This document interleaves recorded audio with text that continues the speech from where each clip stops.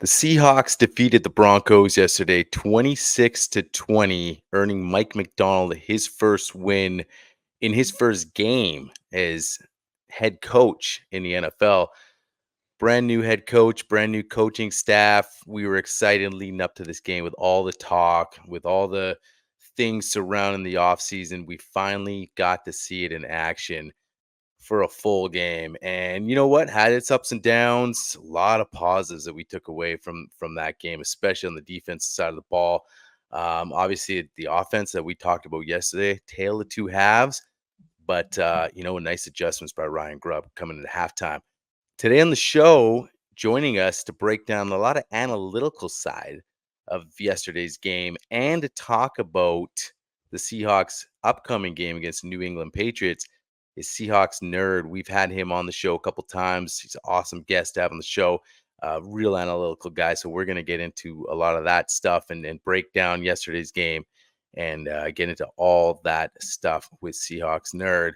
But before we get into that, guys, if you've been watching the channel and you like what you're watching, go down, hit the subscribe button for us. Helps out the channel and helps us keep bringing you guys this content. Hit the like button and notification button so you don't miss any future episodes.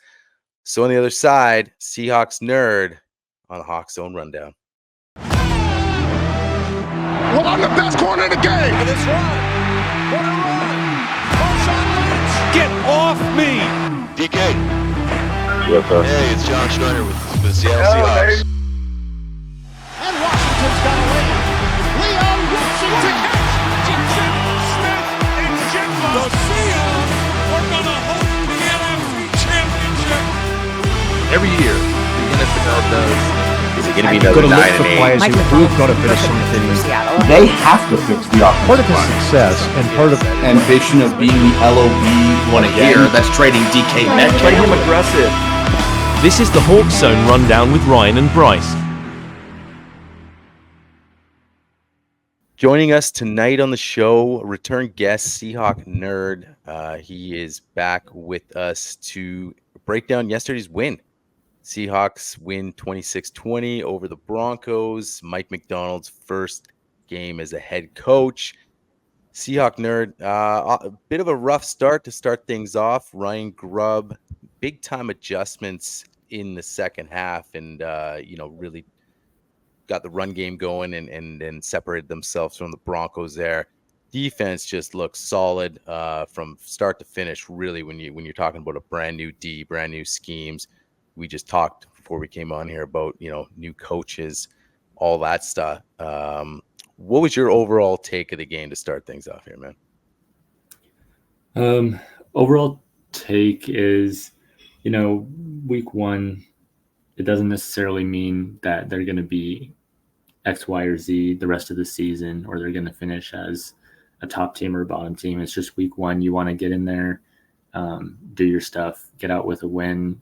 It may not look pretty, but they came out there and they started slow, but they finished hot and they got the job done. And hopefully they can carry the momentum of the second half into week two and put the first half behind them.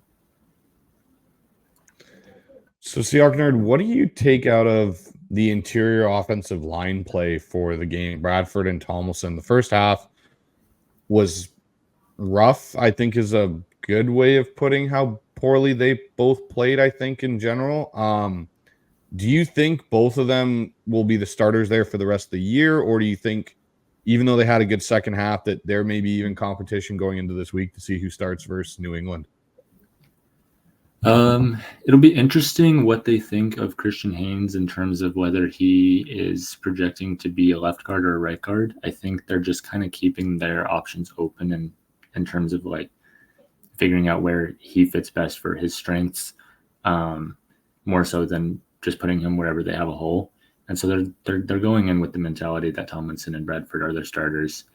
And then, if he projects out to be, let's just say, more of a left guard, now you have your future there and you can let the veteran give up his spot.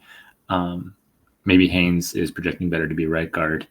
Well, now you can say, well, Bradford might be one of our weaker links on the offensive line. Let's just have him as a depth piece, keep him on on the roster. He can be a stopgap and not totally derail a game, but he won't be our starter. So I think we don't know what they necessarily think of Haynes left or right side. They tried him out on the left side quite a bit in preseason, but obviously he has the experience as a right guard from college. So I'm interested to see if they start rotating him in and where they do that. But it's kind of a run pass double-edged sword with the whole guard situation, because Grubbs said both. Well, we've heard from multiple Seahawks that they want to be a run the ball first identity team, but they also want to be a drop back downfield passing attack team. I think both are probably true to different extents. They want to marry the two together.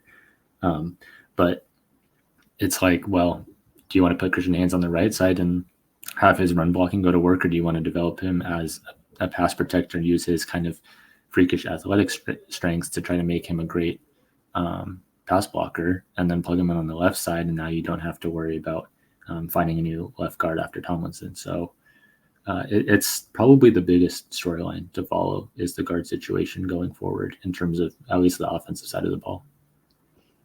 Yeah, I think you're right on that, and I think that was sort of as advertised as far as what we've been talking about all season, because on staying on the offense side of the ball, because you look at the rest of the guys on the offense, you're pretty much bringing back the same cast. The thing that was exciting to everybody was the fact that we're going to have a completely new scheme in here with Ryan Grubb, and you just mentioned this mix of run the ball and downfield attack. The problem, obviously, if you got horrible guard play, how do you do that? And when you have DK, JSN, Tyler, who played a great second half, not able to set up for some of those big time plays, that obviously makes it difficult. Is it one of those things that are we jumping ahead a little too early? I mean, obviously in the second half, Grubb made adjustments. Is it going to be one of those things that if you believe in Ryan Grubb, and obviously it's a small sample size, but that adjustment he made was something that, I talked about on our post-game show yesterday that I don't think Shane Waldron would have done. I don't think he would have seen that tale of two halves with Shane. So, if you think highly of Grubb, is it just going to be one of those things where on the fly he just has to make those adjustments and say, listen, this is going to be a weak link for probably this season.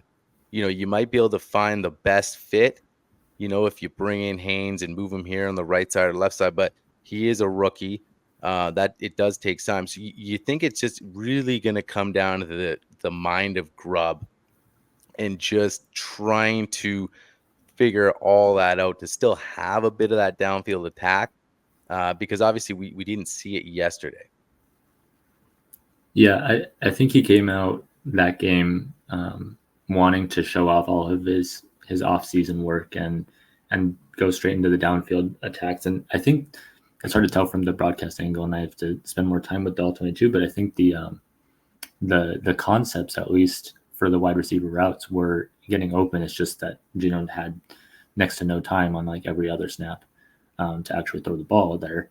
So I think, he was kind of like overzealous with his play calling to start out, and then reality kind of hit, and he was like, okay, well, we can't pull out all the fun stuff that I've been working on. We'll save that until we get the pass protection figured out and guys start playing a little better, and we'll just play small ball and let the defense keep us in this game. So that adjustment was nice to see. The thing you commented about Waldron, and I'm not like a Waldron hater or a Waldron lover, but the thing that he was doing with last year was like a bottom 3 ranked defense, and so he never really had the option to like play possession ball, run the rock up the middle, get into all your counter stuff, because like they were down by 20 points at times. You think about that Baltimore game, and he just kept throwing the ball downfield. It's like, well, they weren't going to win. Maybe they could cover the spread or something like that, making the adjustments that Grubb made. But it's a little bit of a different situation that Grubb's dealing with. He's blessed with having what looks to be a better defense this year, so that he can make adjustments as necessary and maybe not try to score 7 points on every drive. But I did like to see him kind of getting the offensive linemen in motion in the second half. That was something that I don't think was necessarily game script dependent. Just pulling guys and allowing them to kind of get some momentum behind them. You get some inertia going. It's easier to land those blocks rather than waiting for the guy to come to you and they're able to slip around you more easily. So I think we'll probably see him tap into the motion a little bit more in those situations where the offensive line is having a hard time pass protecting and the true drop back sets, and then just running the zone scheme, which obviously is right up Walker's alley. So speaking with the pass pro and just this O-line as a whole coming out of this game, Seahawk Nerd, like, what do you make? Obviously, George Fant went out injured with a knee. They haven't really disclosed, at least in the two press conferences, or I guess Coach McDonald's show on 710, and then obviously his own press conference. I haven't really said anything about what Fant's dealing with. You look at Stone Forsythe. Do you think he remains the starter until Abe Lucas comes back if Fant's out for a significant amount of time? Or do you think they actually give Mike Jarrell a shot? Because I think Stone Forsythe's a better right tackle than he is a left tackle. I think he has some serviceability there, but watching him in pass pro yesterday, even at the right tackle, like, he missed basic things off the edge that, you know, almost got Geno killed a couple of times. Do you think there's a chance that we see Mike Jarrell sooner rather than later playing right tackle? Yeah, I think there's a chance. It's going to be one of those things where Forsythe is going to have to meet kind of a bare minimum bar and really lose that job. I don't think Mike Jarrell will take it in practice or anything like that. But if, you know, Forsythe has some disastrous play that leads to a turnover that loses the game or something like that, or, you know, there's a drive where just every single play is blown up because he's making mistakes, something like that, they'll just be like, well, we have to try something else, and they might do a substitution mid-game for Mike Jarrell. But I don't think it'll be something like where, you know, Forsythe isn't good enough as a right tackle and they want to switch things up for the sake of maybe getting better play over there. They're probably just happy to have some below average play on the right side and scheme around it, rather than switch things up and have a different face in there and then have to get him acclimated to playing alongside the right guard and all that. Because the familiarity amongst the guys on the offensive line is super important. They got to be able to talk to each other and be familiar with how they approach the stunts and everything from the defensive line. So just constantly like switching out new faces there is probably not the best idea, unless, like I said, Forsythe just like is completely incompetent and losing games for them over there. Yeah, and you mentioned that too, and you know, that was obviously Connor Williams' first action. He's just really getting going with the team too. So, you know, you just don't know all the inner workings, you know, just with the communication is concerned. I mean, obviously we're happy that Connor started and more reps with Geno right there. And at the end of the day, like you mentioned at the beginning of the show, they won the game, right? Get out of there, you win the game. You know, and it's tough because we're talking O-line, and then, you know, it's easy for us to revert to, well, you know what, it's week one. It's week one. It's, you know, they were tight at the beginning. They don't play in the preseason. And you hope that's the case because, you know, it was really worse than I think anyone expected in that guard spot. But the positives I do bring away from it is the fact that what Grubb did in the second half to get it going. And like you touched on, I want to swing things over and look at some of these positives on the defensive side of the ball. And going back to the offense real quick before I jump to the defense, the positives though were, you know, in the second half that, you know, the running game was great. Tyler Lockett telling people that he's still here and he's still here to play. So, you know, seven catches, I think. So, you know, big ups to Tyler. And I think you're going to see Grubb make adjustments as we go on, and that line is going to settle in now. Then, you know, there's going to be question marks, but I want to talk about the defense here for a second. And obviously we talked Mike McDonald for the whole 8 months here and what he's done with Baltimore's defense. And although it's the first game, what I saw out there was just something I haven't seen in a long time with this team. The sound tackling, the swarming of the football, players seem to know exactly where to be. And then some rejuvenation, guys like Reek Wallen. What did you see? Are you pumped on this defense? Are your expectations even higher moving forward for the rest of the season? What are you saying for this defense right now? Yeah, it's definitely exciting to see a different defense and different results. They probably project right now to be in that like a 5 to 10 range in terms of ranking defenses in the NFL. Week 1, when you just pull up the stats, you usually just see the teams that played the worst offenses in Week 1, more so than the teams that are going to end up being the best defenses at the end of the year. So we can cool our jets a little bit on there, but still they had remarkable EPA per play and success rate, both top 5 in both, and then you think even top 3 in both when you start to throw out the garbage time stuffs at the end of the game. So they were really good in that regard. Obviously, if Bo Nix has a bad season leading the Broncos offense, then we kind of downweight that first game a little bit. But if week 6 rolls around and they're figuring things out and they're scoring points, then you might say, well, hey, week 1, it was just a bad game for him because he had to play the Seahawks defense. So it'd be interesting to track their offense as the season goes along to kind of retroactively assess the defense's performance from the Seahawks side. I did think, though, the pressure rates from the front seven were astounding, something that they didn't have last year. Even they had Leonard Williams last year, and he was good, but he wasn't like taking over games, and I think he did that this week. Him and Byron Murphy were just pressuring over and over and over again. Like those two at the defensive tackle position is going to be really fun to watch. They were 3rd in team pressure rate, so just pressures from any player on the defense in week 1 with 43%. So that's like almost half of the plays they were getting pressure on the quarterback from the defense. That's really good. So I hope that we continue to see that. Obviously, you're not playing the Broncos offensive line every week, but there's a lot of soft offensive lines around the league right now.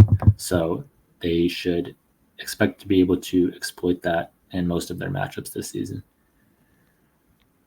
It's actually interesting you mentioned the D-line pressure rate and that we didn't blitz a lot in this game.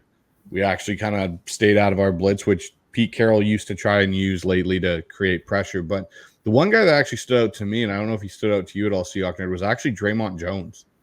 He, for once, seemed kind of impactful with his pass rushing. He didn't get home to the quarterback, but, he was apparently, according to one of the things I'm pulling up here, his win rate on pass rushes, his win percentage on D-line pass rush in week 1 was 20%, which I don't think we really could say that about Draymond Jones last year. So is it Mike McDonald's figured out how to finally use Draymond, or is it Draymond's finally in a position that he can be, more comfortable than what he was last year? I think it's probably just the coaching of the system more than anything. I think they were kind of fitting him a round peg into a square hole last year, and he probably fits better in Mike's defense, where you have guys attacking different gaps from different positions. That really suits his strengths, where he can move laterally across the offensive line. Last year, he was really just like lining up in the B gap bubble and then getting washed out. And it's like that's not what Draymond Jones is there for. You want to have him aligned wide, looping inside, aligned inside, crossing the face of the center, stuff like that. So I think just the way he was used and the way they're teaching the alignments and the gap pressures in McDonald's scheme is just suiting his strengths, and we're seeing him play like he did in Denver before the Seahawks traded for him. Yeah, and when you bring up, I think when I know it's analytical and stuff like this.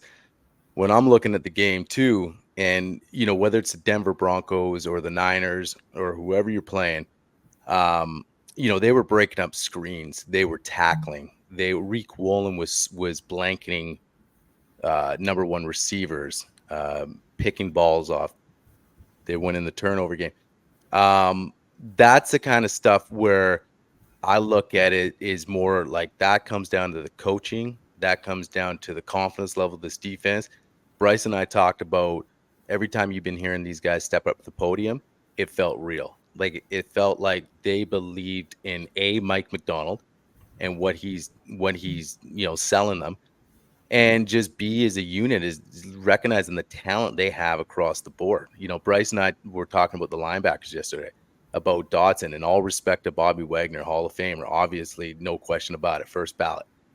But the way Dotson was moving out there and covering, and a guy was there and makes a catch, he's all over him and he's on the ground, he's tackled. You haven't seen that in a long time. So for me, I look at it like, if Nix goes on to have not a good season, he's a rookie, I'm still taking away that you can't, you tackle's still a tackle. A guy's in front of you in the open field, tackle him. Doesn't matter who it is, who's playing quarterback, because by the time the ball's out, receivers got it. You got to make the tackle. Breaking up the screen game. I mean, last few years, how many times were you seeing screen, shoot, this is going to go for 20 to 30 yards? I mean, it was crazy. So those are some of the huge positives I was taken away from that. Are you surprised? I want to talk to you about the linebacker specifically. Are you surprised what you saw to that linebacker core? Because that was a question mark that a lot of people were talking about in the offseason, especially losing both Brooks and Wagner. How impressed were you with Dodson specifically, and then as well as Baker? I think it was pretty par for the course in terms of expectations. We know McDonald's defense loves to attack and kind of dictate terms in terms of the plays and how each play is executed. Like, for example, we saw him blitz a creeper pressure, I think it was, just to get an extra guy free on the left side and roll out Nix to his right side on third down, basically saying, like, you're calling a play here to pick up a first down and get past the sticks. I'm not going to let your quarterback throw it from inside the pocket. He's going to have to run and make a play if you're going to pick up that first down. So I think getting kind of some control back on defense, where you're speeding up the clock and letting their guys play downhill, was super good. The one thing that kind of has me concerned just about the linebackers is them coming downhill so strong and like so eager to cover up the underneaths, kind of leaves the second level exposed, and Denver wasn't able to capitalize on it too much. There were some receiver drops. Nix missed a couple of throws and things like that where they could have actually completed into the second level and didn't. A different team, different quarterback, different receivers might pick that apart a little bit.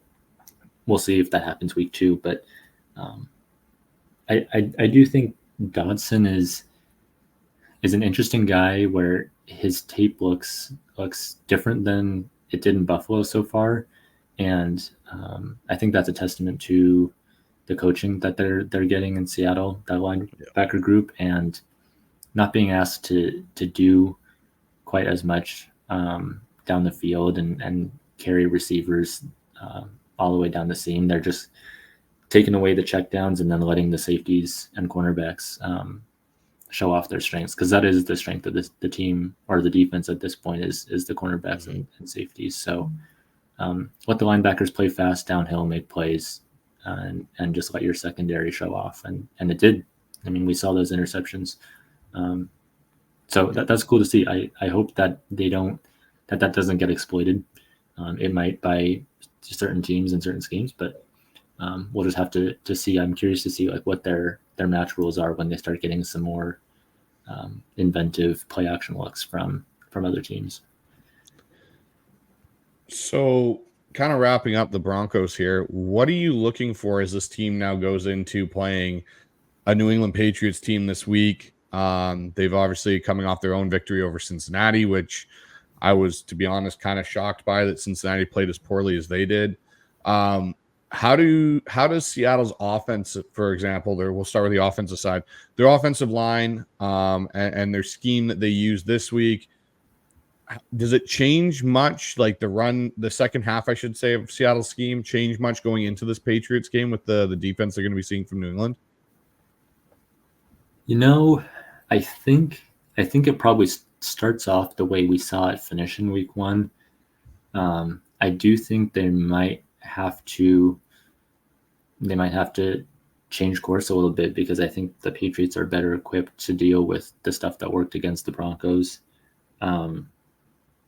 There's a guy on the Patriots, Kyle Duggar. He is perfect for taking away the stuff that was working in the second half last week. And you've got that kind of like linebacker safety hybrid flying downhill and just erasing all that stretch run, those counter runs from Walker. So, I think if they can get a couple of guys moving up to the second level and get their hats on linebackers, that's going to be where they're most advantageous in terms of the scheme. But that's obviously not the strength of their players either. So it's kind of like the Seahawks strength is the Patriots strength. Seahawks weakness is the Patriots weakness. So it'll be interesting whether they, which side of it falls first. And if they just decide to go like to try to win the more difficult battle or try to win the easier battle. So that's just the run game. But pass wise, drop back wise, I think it's going to be one of those games where the Patriots play a lot of man and try to take away those easy Tyler Lockett completions where he just sits down in his zone and picks up the first down. So there's going to be a lot of onus on JSN to be that guy to run the mesh routes, to run the screen routes, and pick up Yak to move the chains and stay ahead of the sticks. And then your scoring plays are going to be DK just winning against their corners, which is no easy task. They've got great corners in New England, but DK is a guy that beats man coverage down the field. So he's going to have to step up and score the points for this offense if the run game kind of stalls, because they're in a matchup where they're not best suited to exploit the weaknesses of the Patriots run defense. Going up against Surtain yesterday, and they did, Grubb showed that he wasn't afraid if it was 1v1, that he was, I think in the second series, they took a shot there on third down, and then there was a few other completions, drag route, some slant route.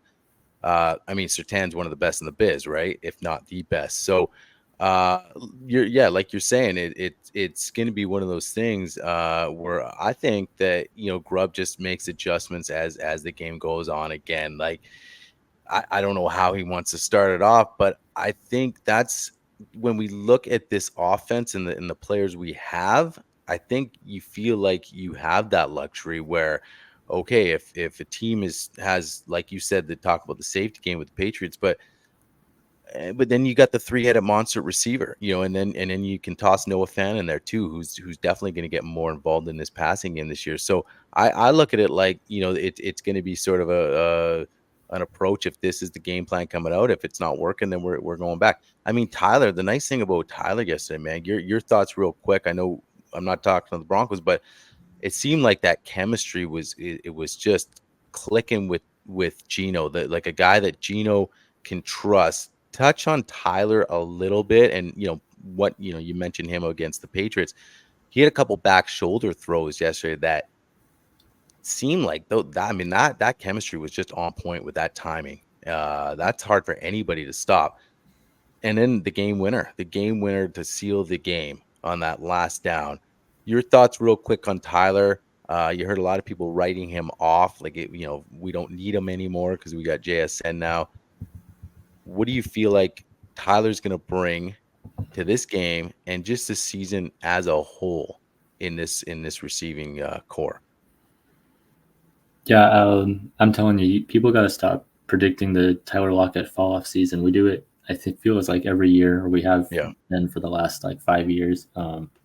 And let's just predict it after we see him start slowing down, because I feel like at this point we're just like, well, he's not as young anymore, so he's probably not going to be as good. Well, he's not as fast, but he's just as good as a receiver. That one-handed catch you mentioned, just to seal the game and pick up the first down, like that's Doug Baldwin's prime type stuff right there. And obviously the ball placement from Geno was just as perfect as it could be, and probably needed to be in order for that to have any chance of being completed. But the chemistry those two have, two veterans in the league who've been around for a long time, they've worked on a lot of different routes together, and they have that chemistry to know exactly where the ball is going to be in the right time.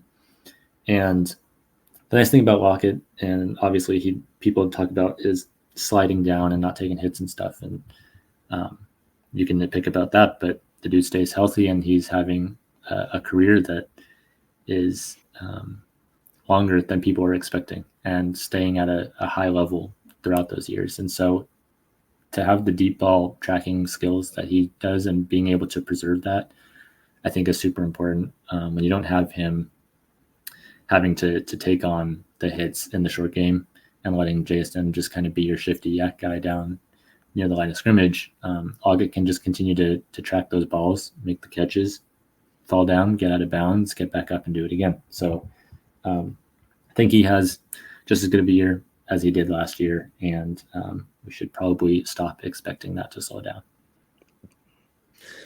Yeah, no, I think the big thing I noticed in just to go back to the Broncos game a little bit, and where I even think he may help out against this New England man coverage, is he seems to have a innate ability to understand where to be when his quarterbacks are dealing with offensive line issues. You look at, yesterday, especially like his dropout routes that he was running, he seemed in the second half to know, okay, hey, Geno's not going to have the time. I need to get out of this route sooner than maybe it's called for in the new grub offense. And yeah, no, I definitely agree. Tyler Lockett still has a role in this offense. I think they're going to have to obviously look in his contract next year. And that'll be I think the more determining factor. I don't think it'll be so much of a massive decline in play and ability to play. I think it'll be more of how do we fit this all into our contract situation going forward in the salary gap. But so now flipping sides to the defensive side, how do you think Seattle's defense matches up versus, I'm going to say, Jacoby Brissett and that New England offense? Because I've gone and watched a bit of the Bengals New England game. There's nothing that they did that really blows me away. And in some respects, I think their offense is a little bit more lackluster than the Broncos. Yeah, I think that's a fair point. The Patriots really want to be, I think, one of those teams that out executes you. They don't get too fancy with it. They want to go out there and win their blocks, win their matchups, and just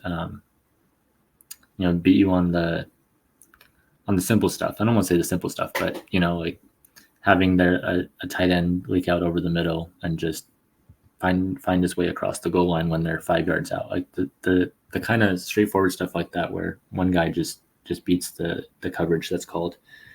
So it's, I think, one of those games where Mike McDonald's play calling really has to shine and just keep the offense of the Patriots on their toes. Because if they go out there and they're running cover 4 and that's it, and the Patriots are just going to pick that apart, and the Seahawks aren't going to have the ball for very long in that game. But Brissett's an interesting guy because he's been around, and he's not Bo Nix starting his first game in the NFL ever. And I think Brissett's probably a little bit underrated. He's not a great quarterback by any stretch of the imagination, but I think more people write him off than they probably should. Generally positive completion percentage over expectation kind of guy. Not like a Josh Allen, CJ Stroud, Geno Smith type completion percentage over expectation, where they're just like hitting these crazy bombs downfield that should never have been caught. But he just kind of stays ahead of the play, and is generally elevating the offense above what you would get from an average or below average guy. So it's a better test for the defense, I think, to see if they can put it together against someone who's been in the league for some time. And they should take advantage of that left side of the Patriots offensive line because it is not good. And if they can't get Brissett flustered, then they're doing something wrong because they have the guys to pressure off the edge from either side, whether it's Mafe or Hall. I don't even know who's better at this point between the two of them. I mean, Mafe gets pressure consistently, but Hall is over there just like bullying guys with brute strength and destroying play action. So either edge, whichever guy ends up on the left side on any given play should be getting pressure there. And then Leo and Byron Murphy, just the center and the left guard, whoever's pressuring there on any given play should be winning that matchup over and over again. So I think the pressure should be getting home, and as long as the defense isn't busting coverages on the back end, then it's going to be one of those games where Brissett has to take the checkdowns over and over again and kind of kill the Seahawks by death of 1,000 cuts. And it could happen. That's the type of thing that new defenses and young defenses struggle with. But if they can come out that test with a win, then I think they're going to have some more confidence going forward against the better quarterbacks that they're going to face later in the year.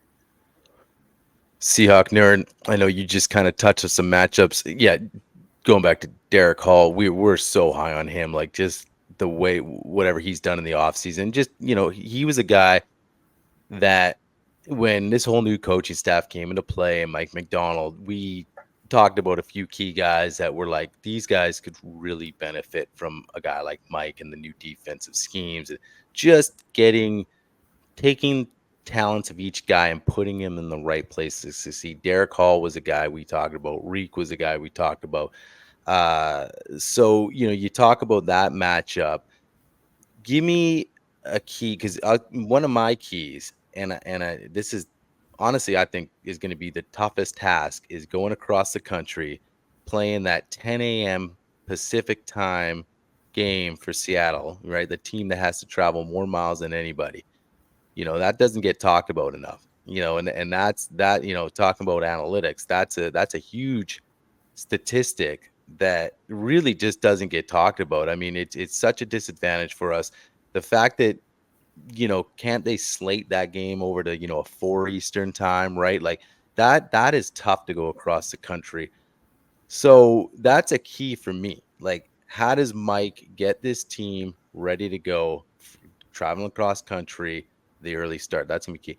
Give me another matchup that you want to watch for, maybe on the offensive side of the ball in this game, and then give me some of the keys to success that Seattle needs to hit on in order to get the hell out of there with a victory. Okay, I've got a matchup that comes to mind right away. I want to see Charles Cross and Keon White just duke it out all game long. Obviously, they're going to move Keon White around, and he can play from literally any technique on the defensive line. But when those two are going up against each other, I want to be paying close attention, because Charles Cross had an amazing game in week 1, and I want to see if he can do that against some of the really good guys too, or if that was just like I came out there in week 1 and did my stuff because I'm a good tackle. So I want to see if he can take the next step. And then actually, just going back really quick to something I didn't mention on the Patriots offensive line, their pressure percent was worst of any team week 1. Those pressures weren't always the quickest, but it was like a consistent thing where they were getting pressured on every snap, whether it was 1 second, 2 seconds, 2.5 seconds. So I want to see if some of those pressures that take 2.5 seconds can turn into sacks. Like, I want to see if guys can get home and finish plays. So can Boye Mafe turn all those pressures into sacking the quarterback, after he's had to hitch and move to his second or third read.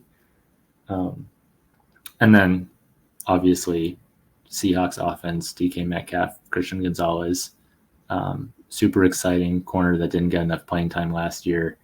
I want to see him live up to the hype this year. I want to see him go against DK, just like long arm lanky guy versus long arm the thick guy, in DK. So that'll be kind of what I'm watching on both sides of the ball, and it's going to be. I think it's going to be one of those games where every play is kind of crazy, and it might not look like it in the box score. It's not going to be like a 35-31 scoreline, but it's going to be one of those games where that kind of has you on the edge of your seat every play. And to your point, Ryan, I think the 10 a.m. thing for Mike Macdonald is a big deal. How does he get his team prepared for that East Coast early morning game? Pete was so good at it while he was here. So how does he establish his own routine and getting guys ready? And what kind of attitude do they come out with in that first drive, whether it's on offense or defense? Do they show up looking like they're awake and alert and ready to play? Because obviously it's going to be it's going to feel early in the morning for those guys. So I want to see how ready they are from the get-go, not just out of halftime. Right. Yeah, no, those are definitely some of the matchups I'm going to be taking a close look at as well, Seahawks. The other one I think I'm going to be interested in is to see where Marcus Jones lines up. If he's playing more over Tyler, is he playing more over JSN in this game? You mentioned the man coverage kind of thing that they're going to try and potentially do to Seattle. I think this may be an opportunity for JSN to kind of have a big game, considering he only had I think it was 2 targets in this game. I definitely would like to see him get more involved in the offense, so we're not asking the same questions that we did last year about why is JSN only catching little bubbles, little tiny things, like why are we not getting him vertically down the field after what we saw in the one drive in the preseason. I'm also interested to see how Storm Forsythe holds up. I think that's going to be a key thing in this game is, can he hold up? Is Pharaoh Brown healthy enough to play? If so, do they keep him into inline block and help Forsythe deal with some of that edge pressure so it's not getting to Geno as quickly as it was in the Denver game? But yeah, no, I definitely think there's going to be small battles within this that are going to be really intriguing to watch. And like you said, it won't show up in the box score, but I think that's going to that might be kind of the trajectory of how the first 6 weeks of the season are going to be as we get to know what this team's like going forward. But with that being said, what is your kind of prediction for the game? What do you think it's a Seahawks victory? And if so, what do you think the score is going to be in this game? Good question. So, I usually don't end up making predictions about games until like an hour before they start. So I'm going to come up with this on the fly right now, but you'll get my first stab at it. I do think it's probably a touchdown apiece by the mid-second quarter, and then somebody's going down trying to sneak one in before halftime. So it's probably, let's say it's like a 20 points scored between both teams at the half, and then another 25 or so after the half. I'm going to say Seahawks trail in the third quarter,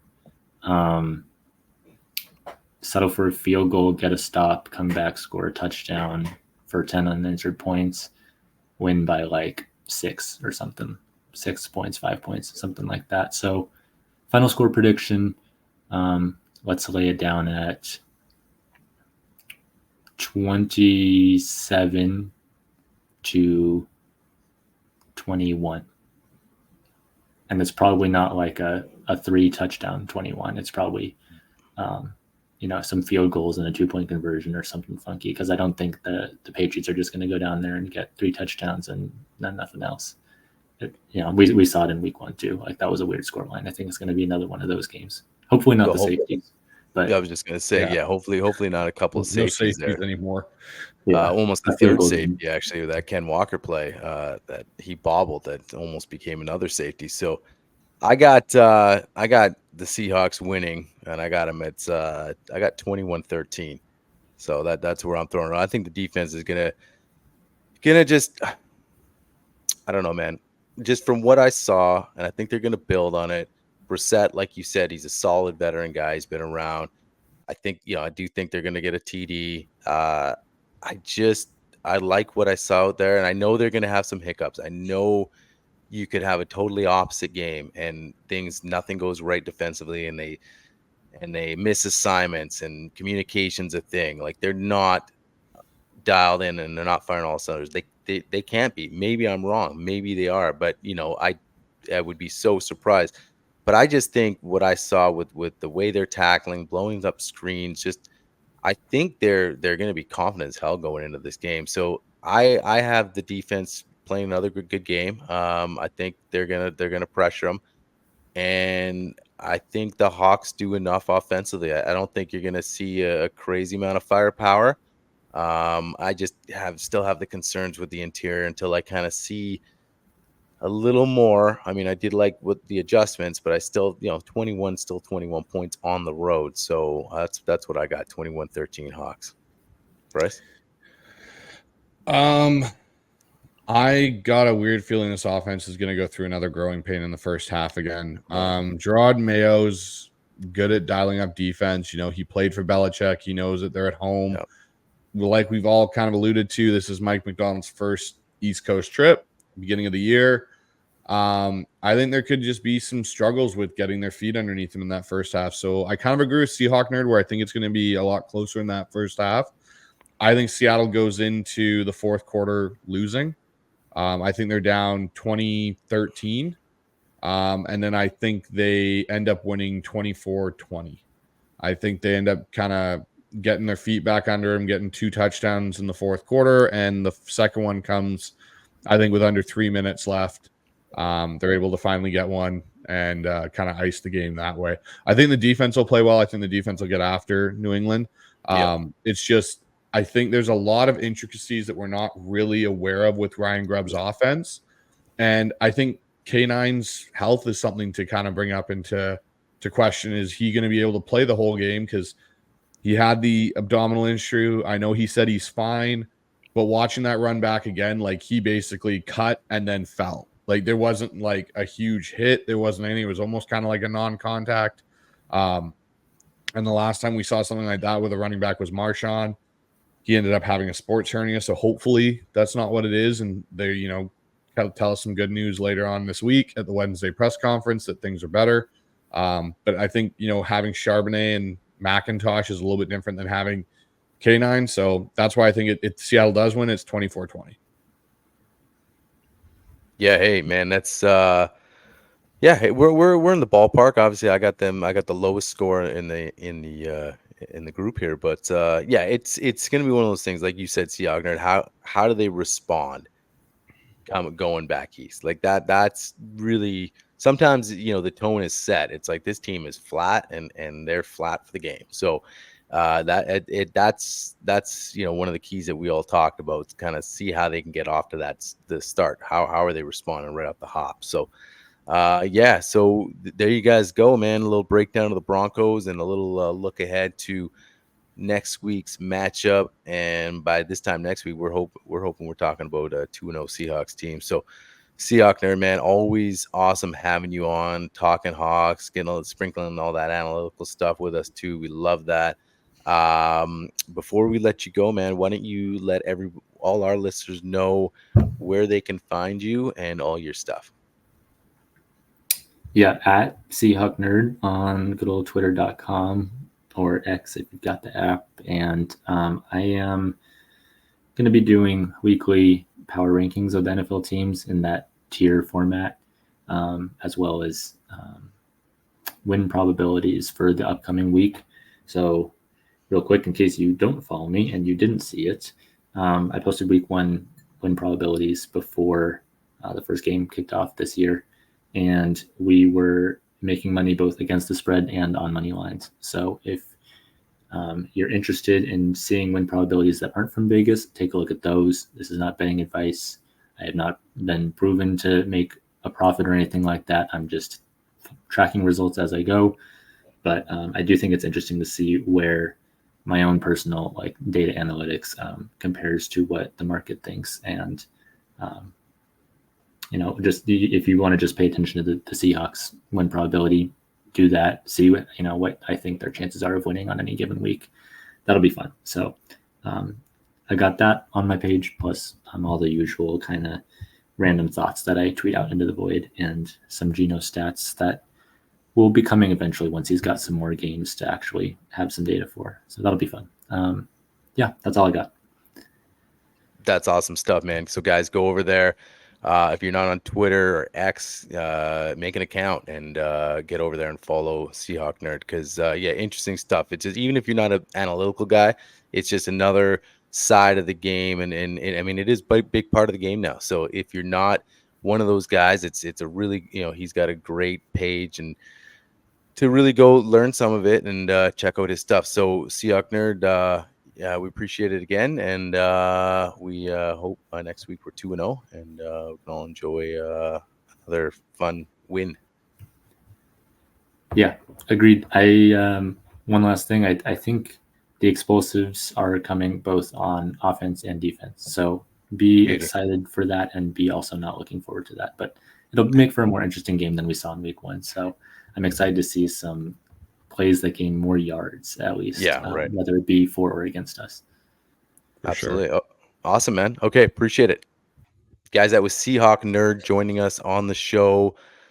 Third time around, I think, at least. He's been kind of a guy we've had on since the beginning, and just gives a different perspective. And like I just mentioned, if you're not a big analytical guy, and if you just hate analytics, the thing is, it's a part of the game. It's a part of the game, and it just kind of educates you a bit more as far as being a football fan and a fan of the Seahawks, because there's just so many things now that teams use analytically. And if you guys, obviously, you guys have listened to the show, and Bryce and I, we talk analytics, and we also, it's a mixed bag. Like I'm a guy that, I like to observe a lot of what I see in the field, but I can't ignore that side, man. So it's awesome having him on. And yeah, so, and if you guys want to lay some bets down too, man, that's kind of interesting. I didn't realize that. Disclaimer, he's not promoting it, but yeah, go over and check out his stuff. But yeah, man, awesome breakdown of the Broncos. Yeah, what was your take tonight, man? I thought it was a great conversation, and looking forward to the New England game for sure. Yeah, no, I'm looking forward to it. I love having Seahawk Nerd on. He's so good at breaking down things that you may not actually be paying attention to in the game. And like you said, he gives us that extra little tidbit of information here and there. He's always a great guy to have on the show. But yeah, no, I'm very interested to see how this team responds going to the East Coast, playing their first 10 a.m. game under Mike Macdonald, which, like, we all kind of alluded to during the segment there. Pete was really, really good at getting the team up and going for the 10 a.m. game. So we'll see if Mike Macdonald can do it. I do think having John Schneider and that personnel group around still might help with that in a lot of ways, because they've seen how Pete's done it for years. So there may be some carryover there. But again, my biggest concern is, New England's watched the tape. They're going to come at the interior of this offensive line. What are Ryan Grubb's answers? And if it's anything like how he made adjustments in the second half, I can only imagine what this week of practice is going to be like for these guys with scheming and stuff. So it'll be interesting to see what kind of game plan he comes up with to combat teams that are going to attack the interior of that Seahawks offensive line, and potentially the right edge of it with Stone Forsythe there. So it's going to be an interesting matchup, and I could see it going where Seattle struggles in this game. But like I said in my prediction, I think there's a way they pull this out. There's just too many weapons, and I don't think New England matches up weapon for weapon across the board with us. It's just whether or not we can use those weapons effectively in this game based on how our offensive line plays. Yeah, and I think it's similar to what we saw with the Broncos game. You talk about weapon for weapon. We broke down, okay, you got Surtain, but the rest of the DBs are pretty thin. So you looked at that, and then, who's the leading receiver, right? Tyler Lockett, and as much struggles that we had in that game, all of a sudden you saw some of the advantages there. We ran the ball great, obviously. But real quick, you talk about Mike, how Pete got his team. I think Mike's just going to have his own way of doing it.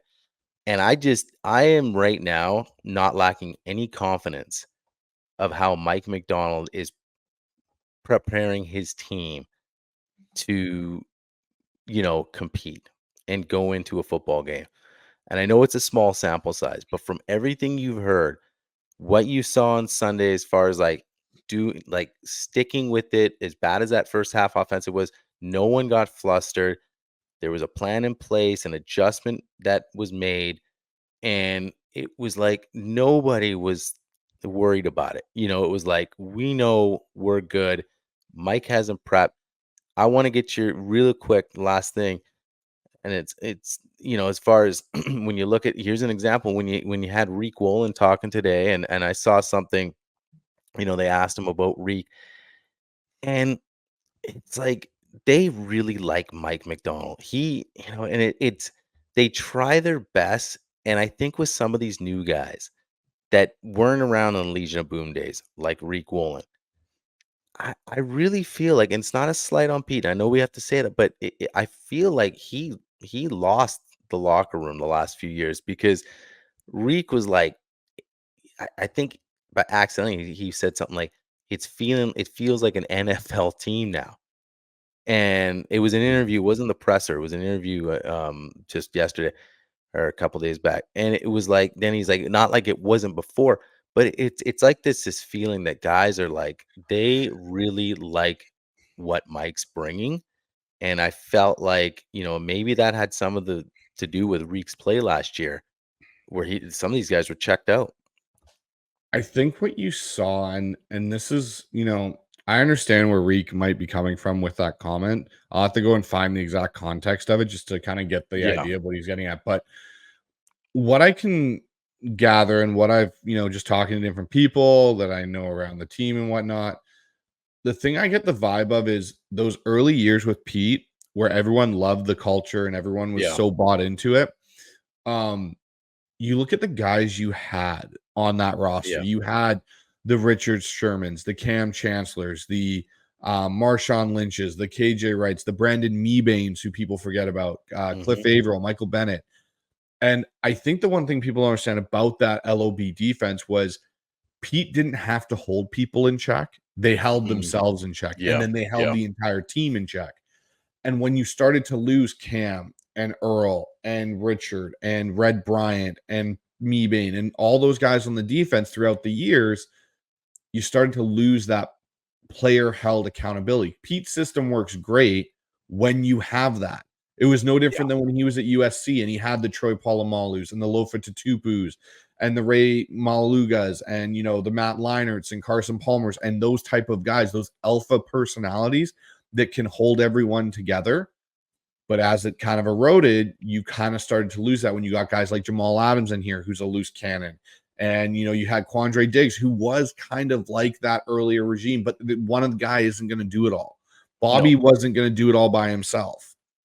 And so when you saw that slowly start to erode, it's exactly kind of maybe what Reek was getting at, is like, now this is back to being an NFL team. You have a coach that is going to hold you accountable and a staff that's going to hold you accountable, that you're not going to get away with, taking plays off. Because again, the other thing I think that's people got to understand with this group too is everybody on this roster is, except for this draft class and guys that maybe got brought in during free agency, like, or re-signed like a Leonard Williams, are playing for their jobs because there's no ties to this coaching staff. No. There's one turnover coach in Carl Scott on the defensive secondary. That's it.